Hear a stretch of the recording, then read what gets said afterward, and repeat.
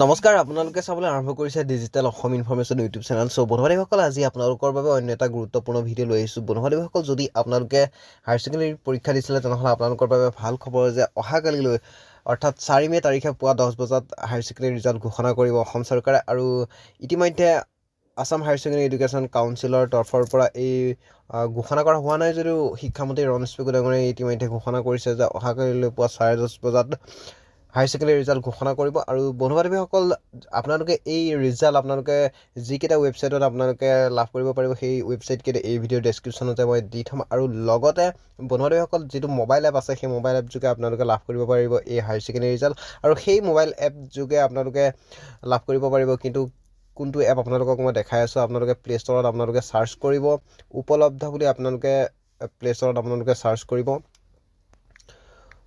উপলব্ধ এপ বুলি আপোনালোকে চাৰ্চ কৰিব। চাৰ্চ কৰাৰ পিছত আপোনালোকৰ যিটো ইয়াতে আপোনালোকৰ আহি গৈছে, দেখা পাইছে ইয়াতে যিটো উপলব্ধ এপ আহি গৈছে, সেইটো যদি আপোনালোকৰ আপডেট হোৱা নাই তেনেহ'লে আপডেট কৰি ল'ব।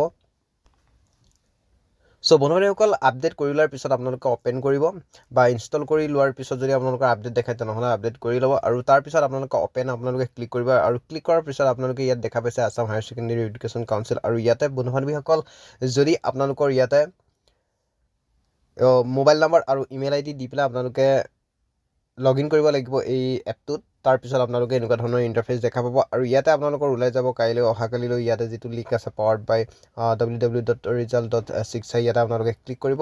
আৰু ক্লিক কৰাৰ পিছত আপোনালোকৰ মেইন পেজলৈ লৈ যাব। আৰু তাৰপিছত আপোনালোকে তাতে ৰিজাল্ট পাব, আৰু সোনকালে তাতে ৰিজাল্ট পাব, কোনো দেৰি নহয় বা শ্ল' নামাৰে। এইটো এপত আপোনালোকে ধুনীয়াকৈ চাব পাৰিব। আৰু লগতে আপোনালোকক মই আৰু এটা দেখাই দি আছোঁ যে 5 তাৰিখৰ আগত ৰিজাল্ট দিব বুলি ইতিমধ্যে ঘোষণা কৰিছিল, যদিও অহাকালিলৈ পুৱা 10 বজাত আছাম হায়াৰ ছেকেণ্ডেৰী এডুকেশ্যন কাউন্সিলৰ যি ৰিজাল্ট আছে সেই ৰিজাল্ট ঘোষণা কৰা হ'ব।